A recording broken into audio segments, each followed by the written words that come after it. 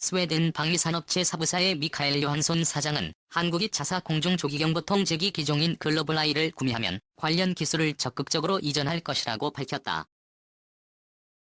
스웨덴 총리와 함께 경제사절단 일원으로 방한한 요한손 사장은 지난 19일 서울 롯데호텔에서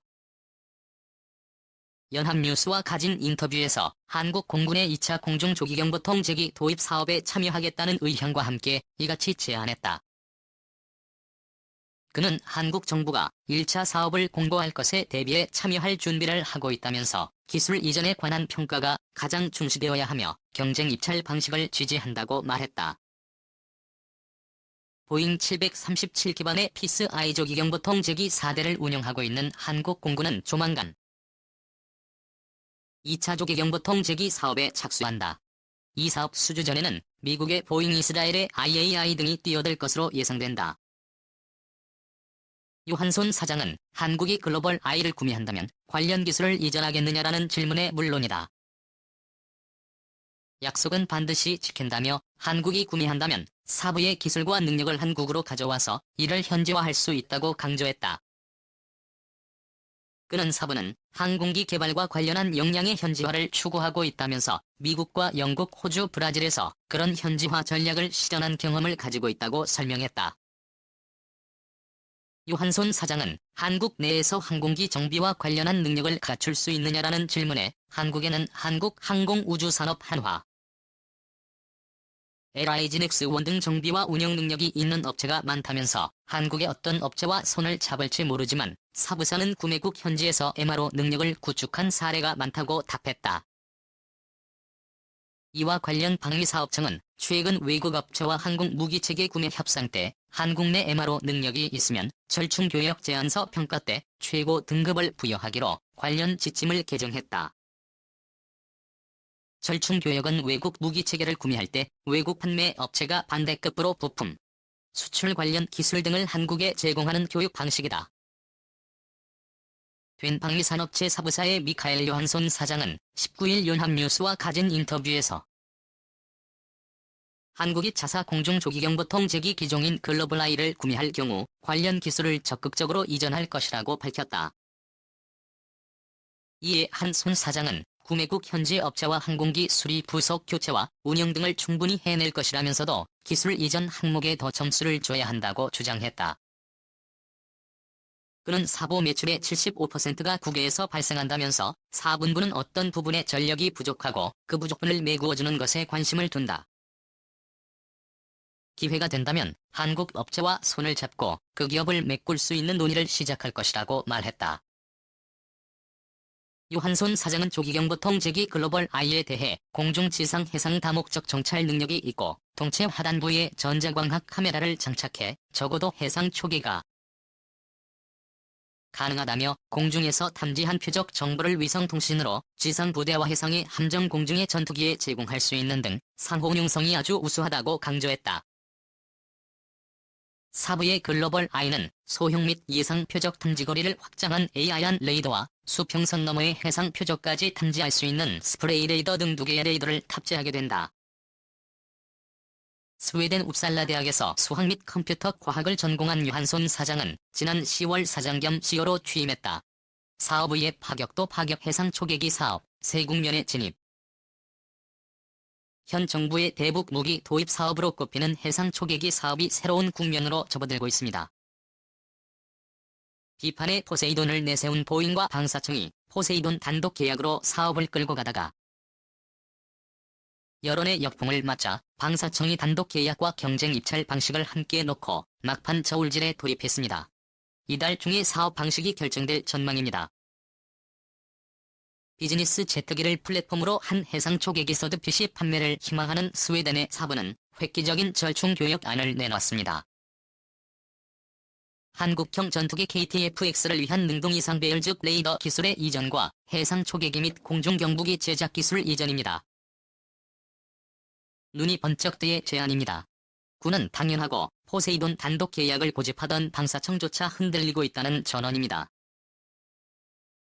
해상 초계기 사업이 경쟁 입찰 방식으로 진행되면 전통의 초계기 포세이돈을 앞세운 보잉과 파격의 절충 교역을 제시한 사부의 한판 대결이 펼쳐집니다. 사업 방식 결정은 이달 중순 방사청의 사업분과위원회와 이달 말 방위 사업 추진위를 거쳐 결정됩니다. 테크 MS 단독 계약 고집하던 방사청 기류가 바뀌고 있다. 보잉의 해상 초계기 포세이돈 방사청은 그동안 1조 9,400억 원 규모의 해상 초계기에 해당 기종의 보잉 포세이돈만 올려놓고 보잉과 단독 계약을 맺으려는 의도를 갖고 있었습니다. 포세이돈 도입은 미국의 FMS 방식이어서 가격 인하 기술 이전 같은 혜택이 전혀 없는데도 방사청은 단독 계약을 추진했습니다. 지난해 하반기 한국 최고의 국방 싱크탱크인 한국국방연구원 기도가 해상 초계기 사업은 경쟁 입찰 방식으로 진행해야 한다고 입장을 내놔도 요지부동이었습니다. 방사청의 포세이돈 단독 계약 주장의 요지는 사업에 소득핏 있는 실물이 없는 항공기이다입니다. 사실 방사청의 주장은 곧 보잉의 주장입니다. 그런데 보잉도 1003차 사업 때 실물 없는 F-15 사일런트 이거를 공중급유기 사업 또는 개발 중인 KC-461을 내놓고 경쟁 입찰에 참여했었습니다. 실물 없는 항공기라도 경쟁사를 비난하는 건 전형적인 늘어난 분입니다. 게다가 보잉은 이비역 공군 중장이자 방사청 사업관리본부장 출신의 박모 씨를 2011년 말 고문으로 영입한 전력이 있습니다. 보잉 측은 박과는 문제 없는 계약이라고 주장했지만 박 씨는 공직자윤리위원회 취업심사 절차도 거치지 않은 것으로 확인됐습니다. 사업관리본부장이라면 무기 사업관리를 총괄하는 자리입니다. 얼마 전까지 직장 상사였던 이가 보잉을 위해서 뛰는데 방사청 직원들이 보잉을 무덤덤하게 바라볼 수 있었는지 의문입니다. 방사청은 어떤 비판에도 흔들림 없이 포세이돈 FMS 단독 계약을 밀어붙이더니 최근 들어 극적으로 방침을 바꿨습니다. 방사청 관계자는 이달 중순 사업분과위원회와 이달 말 방위 사업 추진위원회의 단독 계약뿐 아니라 경쟁 입찰도 함께 올려서 사업 방식을 최종 확정하기로 했다고 확인했습니다. 이 관계자는 어떤 방식이 선정될지 쉽게 감을 못 잡겠다고 말했습니다. 방사청 내부에서조차 애플 MS 단독 계약이냐 경쟁 입찰이냐를 놓고 갑론을박하는 것 같습니다. 초계기 경보기 기술을 다툰다. 사회에 유례없는 파괴와 사회의 공존 경보기 글로벌 아이와 해상 초계기 소드핏이 4부는 지난 3월 기자 간담회를 열고 소득피시가 한국 해군 해상 초계기로 선정되면 KTX 사업에 필요한 의사레이더 기술을 비롯한 각종 첨단 기술을 절충교역으로 제공할 것이라고 약속했습니다. 의사레이더 기술의 이전 제한만으로도 파란을 일으켰습니다. 3사는 이에 그치지 않고 해상 초계기와 공중경보계 기술까지 넘겨줄 계획을 세운 것으로 확인됐습니다. 외국계 방산업체의 관계자는 한국기술진이 해상초계기 소드핏뿐 아니라 공중경보기 글로벌아이의 개발과 생산에 참여하는 방안도 제안할 것이라고 말했습니다. 사부가 선정되면 한국기술진이 소외된 현지 공장에서 스웨덴 기술진과 함께 소드핏 모델을 만들고 몇 대는 한국으로 두 나라 기술진이 들어와서 만드는 방식이 유력합니다. 또 몇는 스웨덴 기술진 감수하에 한국 기술진에 단독으로 제작하는 것입니다. 이미 몇 나라에 수출되고 있는 홍종경보기 글로벌아이도 같은 식으로 기술을 이전하겠다는 개사업의 보관입니다. 사부의 절충교역안은 국방과학연구소에 이미 전달된 것으로 알려졌습니다. 군 관계자는 국방과학연구소로서는 해상 초계기와 공중경보계 기술을 한꺼번에 획득할 수 있는 절호의 기회라며 한국 방위 사업의 수준이 순식간에 업그레이드되는 일이라 적극적으로 들여다보고 있다고 말했습니다. 포세이돈은 전통의 최고 해상 초계기라는 평가를 받습니다. 2조 원 좀 못 되는 예산으로 5대 정도 구입할 수 있습니다. 소드핏은 신생 도전자입니다. 이번 예산으로 10대 안팎까지 맞출 수 있고 최신의 정찰 탐지 장비를 장착하면 차세대 초계기로 손색 없는 성능을 낸다는 평가가 나오고 있습니다.